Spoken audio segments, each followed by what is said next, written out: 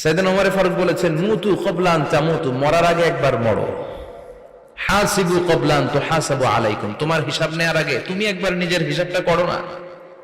কাগজ বের করে একটু লিখো না কি কি ভালো কাজ করছিলা, যেগুলো দিয়ে নাজাতের ওসিলা হতে পারে, 1 2 3, আর কি কি আকাম কুকাম করছো দেখো না, লিখে দেখো তোমার অবস্থাটা কি। মরার আগে একবার মরো। মরার আগে খাটের মধ্যে শুয়ে শটান করে চোখ বন্ধ করে একবার মরার ভান করে দেখেন কেমন লাগে। চোখটা বন্ধ করেন আর ভাবেন আপনি নাই, কি কি হতে পারে ভাবেন। আপনার ছেলে মেয়েরা কান্না জুড়ে দিবে, আপনার প্রাণের স্ত্রী বিলাপ শুরু করে দিবে, বন্ধু বান্ধবের চিৎকার আর মাতম, স্থানীয় এলাকার মসজিদে ঘোষণা, অমুক এলাকার নিবাসী অমুক ভাই অমুকের ছেলে অমুক দুনিয়ায় নাই। সব আত্মীয়রা চলে আসবে, ফেসবুকে স্ট্যাটাস দেয়া হবে, সবাই সবাইকে জানাবে বিকাল 4টায় অমুক হাই স্কুল ময়দানে আপনার জানাজা। ছুটে আসবে, সবাই ছুটে আসবে আপনাকে শেষ বিদায় দিতে, গুড বাই জানানোর জন্য, আল ওয়াদা, বিদায় জানাতে আসবে সবাই।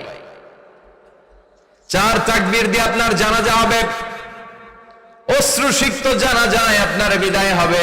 কাঠের খাটিয়ার মধ্যে করে কাঁধে তুলে আপনার কবরে নেওয়া হবে, আগে থেকে খুঁড়ে রাখা কবরটার মধ্যে আপনারে বিছিয়ে দেয়া হবে, বাঁশের কচি দিয়ে তার উপরে মাটির চাপা দিয়ে সব চলে যাবে।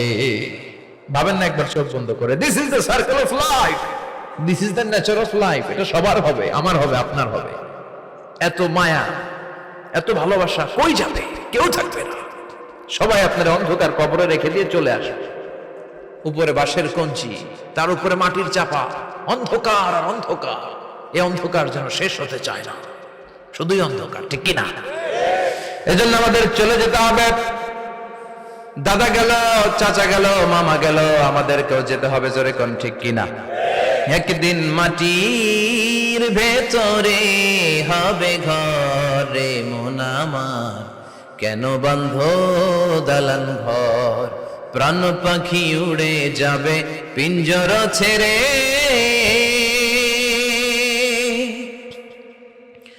ধরা ধামে সবই রবে তুমি যাবে চলে, বন্ধু বান্ধব যত মাতা পিতা দ্বারা সুত সবই হবে তোমার পরে, মন আমার কেন বন্ধ দালান ঘর, একদিন মাটির ভেতরে হবে ঘরে মন আমার, কেন বন্ধ দালান ঘর, ঠিক কিনা?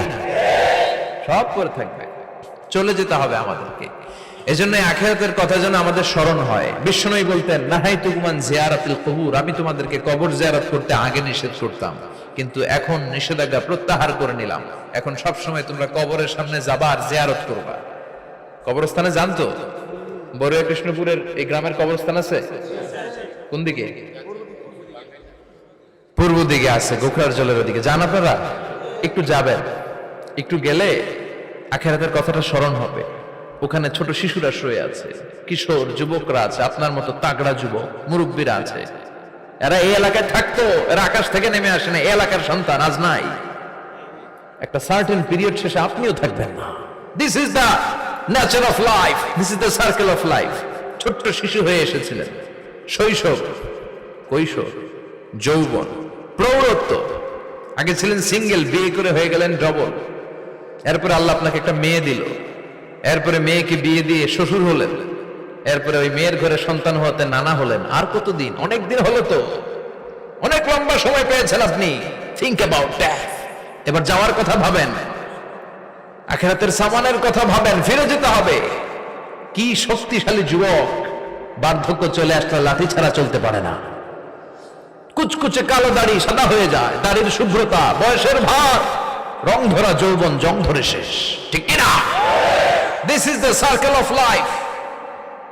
যুবক ভাইরা, এটাই জীবন, চলে যেতে হবে, কেউ থাকতে পারবে না, ঠিক কিনা? এটা রিমাইন্ডার আল্লাহ এই সূরার ভেতরে দিয়েছেন যে তোমাদেরকে ফিরে যেতে হবে। এই লোভ লালসা ছেড়ে দাও। রব্বুল আলামিন বলেন, আলহাকুমুত তাকাসুর হাত্তা যুরতুমুল মাকাবির। ও গোলাম, দুনিয়ার সম্পদ, লোভ লালসা তোদেরকে পাগল বানিয়ে দিয়েছে। এই লোভ পাগলামি কোনোদিন তোদের থামবে না যতদিন না তোরা কবরে ঢুকবি, ঠিক কিনা? কার কথা? আল্লাহ বললেন দুনিয়ার সম্পদ আর লোভ আর মোহে তোমরা গাফেল হয়ে গিয়েছো, আখিরাতের কথা বেমালুম তোমরা ভুলে গিয়েছো। কিন্তু আখিরাতে তোমাদের যেতেই হবে, কবরের বাড়িতে তোমাদের ঢুকতেই হবে, ঠিক কিনা? যেতেই হবে। আমরা ভুলে যাই। আলহাকুমুত তাকাসুর, অতিরিক্ত পাওয়ার লোভ, বেশি বেশি খাওয়ার লোভ, বেশি বেশি জমানোর লোভ মানুষকে গাফেল বানিয়ে দিয়েছে। এটা মানুষের স্বভাব। আরো চাই, আরো চাই, এই স্বভাবটা আছে না নাই? দেখবেন ছোট বাচ্চারা মসজিদের দোয়া অনুষ্ঠান শেষে জিলাপি দেয় না? বড়ুয়া কৃষ্ণপুর কি দেয়? আগে বাতাসা দিত না, এখন কি দেয়? জিলাপি দেয়, মিষ্টি দেয়। তো মসজিদের 2-3 গেট থেকে যদি দেয়, ছোট বাচ্চারা দেখবেন এদিক দিয়ে কয়েকটা নিয়ে আবার ওই গেটে লাইন ধরে। ওর হাত হলো ছোট হাত, ওর হাত ভর্তি জিলাপি, আর নেওয়ার জায়গা না, এরপর আরেক জায়গায় লাইন ধরছে। আরো লাগবে, আরো লাগবে, এই আরো আরো আরো চাই, এই স্বভাবটাই মানুষকে কুড়ে কুড়ে শেষ করে দিয়েছে। এত লাগবে কেন তোমার? চাহিদার কোনো শেষ নাই। Unlimited demand of human being. যার আছে বেশি তার চাই বেশি। যার সাইকেল আছে তার হোন্ডা চাই, হোন্ডা আছে তো প্রাইভেট কার চাই, প্রাইভেট কার আছে তো প্লেন চাই, প্লেন আছে তো হেলিকপ্টার চাই, হেলিকপ্টার আছে তো ওইটা চাই, ওইটা আছে তো সেটা চাই, ঠিক কিনা? এলাকার মেম্বার যে হয়েছে চেয়ারম্যান হতে চায়, আছে না নাই? চেয়ারম্যান সাহেব এমপি হতে চায়, আছে না নাই? এমপি সাহেব মন্ত্রী হতে চায়, আছে না নাই? মন্ত্রী সাহেব প্রধানমন্ত্রী হতে চায়, আছে না নাই? কিন্তু এই দেশে সুযোগ নাই। কথা কন? এই দেশে প্রধানমন্ত্রী সিলেক্টেড। 2-3 জনের বাইরে কেউ প্রধানমন্ত্রী হতে পারবি না, ঠিক কিনা? আমার এই জীবনে তো আমি 2-3 জনই দেখলাম। বেগম খালেদা জিয়া, মাননীয় প্রধানমন্ত্রী শেখ হাসিনার ছোট্টবেলা দেখেছি এরশাদকে, আমরা তখন ছোট। তো মানুষের চাহিদার কোনো শেষ নাই। যার আছে বেশি তার চাই বেশি। এজন্য বিষ্ণু বলেছেন উনজুরু ইলা মান হুয়া আসফালা মিন, তোমার চেয়ে যে খারাপ আছে ওর দিকে তাকাও। ওয়ালা তানজুর মান হুয়া আ'লা মিন, তোমার চেয়ে যে ভালো আছে ওর দিকে তাকায়ও না, তোমার চেয়ে যে খারাপ অবস্থানে আছে ওর দিকে তাকাও। অনেকে নিজের অবস্থান নিয়ে সুখী না, এরকম আছে না নাই? আল্লাহ আমার এটা দিল না রে, ওইটা দিল না রে, পাইলাম না রে, কিচ্ছু হয় না, কি করবো জীবনে, হতাশ। আসলে আছে কিন্তু অনেক, কিন্তু শুকরিয়া নাই, ডাকাত, ঠিক কিনা? নিজের অবস্থান নিয়ে সুখী না, কিন্তু অনেক লোক আছে তারা আপনার অবস্থানে পৌঁছতে চায়। তাদের দিকে তাকিয়ে দেখেন, আপনি যে অবস্থানে আছেন এই অবস্থানে পৌঁছাটা অনেকের কাছে স্বপ্ন। তারা প্রতিনিয়ত সংগ্রাম আর স্ট্রাগল করে যাচ্ছে আপনার অবস্থানে পৌঁছতে, আর আপনি এটা নিয়ে সন্তুষ্ট না। শেখ সাদির নাম শুনেছেন? বালাগাল উলা কাশাফাত দুজা, এই কবিতাটার রচয়িতা ইরানের বিখ্যাত এক কবি। উনি একবার আর্থিক সমস্যার মধ্যে দিয়ে সময় কাটাচ্ছেন, টাকা নাই, পয়সা নাই, পায়ে দেওয়ার মতো জুতা নাই।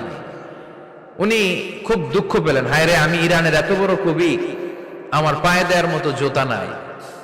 দুঃখ ভরা মন নিয়ে রাস্তায় হাঁটতে বেরোলেন। হাঁটতে হাঁটতে হঠাৎ দেখলেন একটা লোক শুয়ে শুয়ে কাঁদছে, ওই লোকটার 2টা পাই নাই,